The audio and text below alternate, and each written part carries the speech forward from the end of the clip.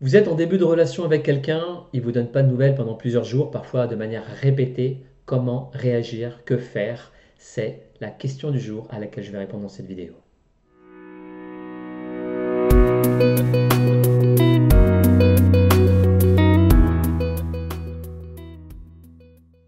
Cette question, à l'origine, elle m'a été posée par Chloé. Chloé qui est sortie avec quelqu'un depuis 3 semaines, c'est une relation assez récente. Et elle me dit qu'elle passe de très très bons moments avec cette personne, de magnifiques moments, des nuits magiques. Elle lui a déjà présenté quelques amis à elle, qu'il a rencontrés donc en soirée.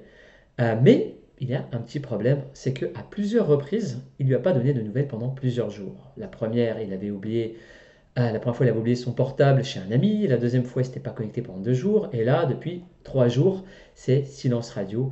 Elle se demande donc que faire. Sa sœur lui conseille d'oublier ce garçon. Ses amis lui disent ben, appelle-le. Donc elle ne sait pas comment se positionner.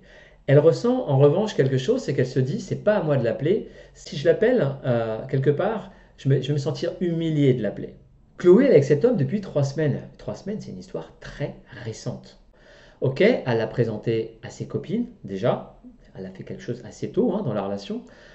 Lui, elle m'a dit aussi que lui a parlé de Chloé à son frère. Ça, c'est ce qu'il lui a dit. On ne sait pas si c'est vrai, si c'est faux. Parce que quelque part, cet homme qu'elle a l'impression de connaître, mais finalement, elle le connaît seulement depuis 3 semaines, on ne peut pas dire vraiment qu'elle le connaît. Elle a l'impression de connaître cet homme, mais elle ne le connaît pas.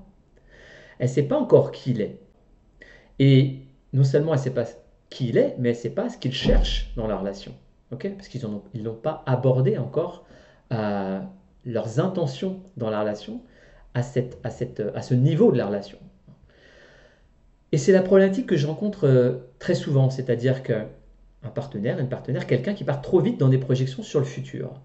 Alors que ça prend du temps de connaître quelqu'un et de savoir si c'est la bonne personne pour soi. Il y a des choses qu'on ne sait pas en début de relation. En revanche, ce qu'on sait, c'est que cette personne, aujourd'hui, elle ne donne pas de nouvelles. Il faut se baser non pas sur ce qu'elle dit, mais sur ce qu'elle fait. Et ce qu'elle fait, c'est que pendant à plusieurs reprises, elle ne donne pas de nouvelles. Or, quand quelqu'un nous plaît, quand quelqu'un nous intéresse, généralement, on prend de ses nouvelles, non? Surtout si c'est quelqu'un avec qui on a envie de faire un bout de chemin, avec qui on veut une histoire sérieuse. Chloé, elle, a envie d'une histoire sérieuse. Mais lui, est-ce qu'il souhaite une histoire sérieuse? Est-ce que Chloé, elle a évoqué ce sujet avec lui? Et le souci, c'est que dans les débuts de relation, il y a une sorte de zone grise, une zone où il y a des non-dits, où il peut y avoir des malentendus. Notamment si on ne s'est pas dit les choses, si on ne s'est pas dit ce qu'on cherchait, si parfois même on dit le contraire de ce qu'on cherche, on dit qu'on ne cherche pas quelque chose de sérieux alors qu'on cherche une histoire sérieuse. Ça, c'est vraiment ce que je vous déconseille absolument. On couche ensemble, il y a une attraction physique parfois, on a l'impression d'être connecté, mais on ne veut pas gâcher tout ça, donc on ne veut pas mettre la pression parce que c'est le début de relation. Ça peut vous sembler une attitude normale finalement, mais elle a des inconvénients cette attitude. Car on ne sait pas si on est vraiment ensemble ou pas dans cette zone grise. On a l'impression que oui, mais on ne s'est pas vraiment dit. Et c'est surtout le cas lorsqu'on rencontre quelqu'un sur un site de rencontre. Parce qu'on pense être en couple, nous peut-être, mais l'autre, on ne sait pas ce qu'il pense. On ne sait pas s'il est en train de rencontrer d'autres partenaires en parallèle, si on ne s'est pas dit ce qu'on voulait. Après tout, si on ne s'est pas dit ce qu'on veut, si on n'a pas dit qu'on était officiellement en couple, qui empêche l'autre d'aller chercher ailleurs puisqu'on ne s'est rien dit? Il n'y a pas de notion de confiance parce qu'on ne s'est rien dit. Du coup, à partir du moment où on ne se dit rien, on ne va pas pouvoir reprocher à l'autre de continuer à rencontrer des gens. C'est pour cette raison qu'il est important de fixer dès le début le terme de la relation, dans les premières semaines justement. Mais dès les premières rencontres, à partir du moment où on commence à se voir régulièrement. Donc comme je vous disais, on est dans une zone grise, une zone de non-dit. Et si vous avez l'impression d'être en couple avec quelqu'un, et même si ça se passe bien, vous devez aborder le sujet. Est-ce qu'on est en couple ou pas? Est-ce que, euh, est-ce que tu continues à aller sur les sites de rencontres ou est-ce que tu as prévu d'arrêter du coup? Je voudrais simplement le savoir. Simplement pour avoir un statut sur notre relation. Même si c'est le début, même si je ne te mets pas de pression, mais je veux juste savoir où on en est. D'accord? Ça, c'est important de poser la question. D'accord? Il ne faut pas avoir peur vraiment. Maintenant, revenons-en à Chloé. Je pense que c'est vraiment mauvais signe s'il ne prend pas le temps de l'appeler, du coup, et surtout si pendant 2 3 jours, il ne donne pas de nouvelles. A priori, mauvais signe. Chacun a son rythme. Mon conseil, dans cette situation, c'est tout simplement de mettre les deux pieds dans le plat, tout simplement. C'est-à-dire de l'appeler calmement et de lui demander s'il est intéressé pour continuer l'histoire de manière sérieuse, car le fait qu'il vous laisse plusieurs jours sans nouvelles, eh bien, ça vous laisse penser que c'est peut-être pas le cas, mais peut-être que vous vous trompez en fait. Et vous avez besoin tout simplement d'un éclaircissement. C'est ça que vous devez demander, d'accord? C'est pas mettre la pression, vous voulez simplement savoir où vous en êtes. Donc vous pouvez dire que vous êtes prêt à ce que ça s'arrête, mais au moins qu'il vous le dise de manière claire s'il n'a pas envie de continuer. Par ailleurs, Chloé elle se demande si elle doit être la première à appeler et elle évoque le fait, elle dit, à part me sentir humiliée, je vois pas à quoi ça va me servir de l'appeler. Ça, c'est son ressenti personnel. Pourquoi ça serait humiliant d'appeler cet homme? Pourquoi? En ce qui me concerne, je vois rien d'humiliant en fait. Il ne faut pas se mettre de contraintes inutiles, ajouter de la complexité. Vous vous posez une question, ça vous turlupine, vous ne savez pas quoi faire. Appelez-la cette personne. Donc mon approche, elle est simple et directe. Elle a envie de ses nouvelles, il n'en donne pas, elle l'appelle, elle met les choses au clair avec lui, point. C'est tout.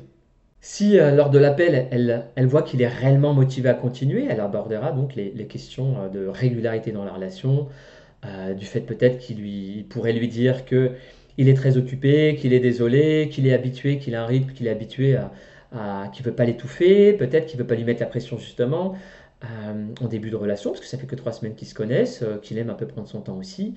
Bref, ça va permettre de clarifier la situation. Et par contre, si il n'a pas envie de continuer, parce qu'on voit visiblement la discussion, la conclusion de cette discussion, c'est qu'il veut une histoire légère, ou peut-être qu'il n'a pas vraiment envie, oui, de s'investir dans une relation, eh bien, elle pourra passer à autre chose, et elle saura qu'elle n'a rien à tirer de cette histoire, d'accord? Donc elle ne perdra pas de temps. Mais ça ne sert à rien d'attendre, du coup, qu'il l'appelle, ou d'être dans les non-dits. Attendre ne sert à rien, il faut clarifier les situations, car on a tous besoin de clarté dans une relation. Parce que ce qui nous fait souffrir finalement dans une relation, surtout au début, c'est l'incertitude. C'est de ne pas savoir où on va, c'est de ne pas savoir ce que l'autre veut. Donc le fait de clarifier tout ça, on va être rassuré. Ok? Peut-être dans le bon sens du terme, on va être rassuré sur les intentions de l'autre, peut-être que finalement on va remarquer que ce n'est pas la bonne personne pour nous. Et c'est tant mieux, ça nous fait gagner du temps du coup. Pourquoi perdre du temps avec les mauvaises personnes? Mais comme j'expliquais, le but de l'appel, c'est de clarifier la situation, c'est pas de faire des reproches. Ok? Ça c'est important. L'objectif, c'est de comprendre qui il est, ce qu'il veut, ses intentions dans la relation. Et comment il fonctionne peut-être sur le rythme de début de relation. Parce que Chloé pense le connaître, comme je disais, au bout de 3 semaines de relation, mais elle ne connaît pas.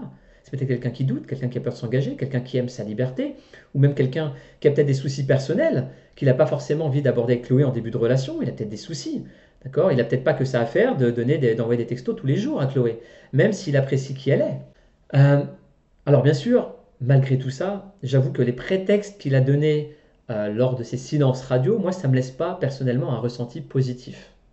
Mais pour le savoir, il faut appeler pour clarifier la situation. Donc si c'est votre cas, si vous êtes dans une situation telle que celle-ci, appelez cette personne, dites ce que vous souhaitez en termes de relation, demandez ce que l'autre souhaite afin de vérifier simplement que vous souhaitez la même chose, tout simplement. Avant de terminer cette vidéo, il y a aussi un sujet important que je souhaite aborder. La relation de Chloé, elle est récente, mais on sent que Chloé, quelque part, elle a l'air quand même bien accro à cet homme. Elle lui a déjà présenté ses amis. Dès qu'il ne lui donne pas de news pendant 2 jours, finalement, elle s'inquiète. Tout le monde ne s'inquiète pas au bout de 2 jours. Donc en résumé, elle le connaît seulement depuis 3 semaines, mais elle aimerait avoir des échanges quotidiens, si je comprends bien. Ça, quelque part, c'est peut-être pas vraiment bon signe. C'est signe très probablement qu'il y a un besoin fort d'amour du côté de Chloé, et donc d'une possible dépendance affective.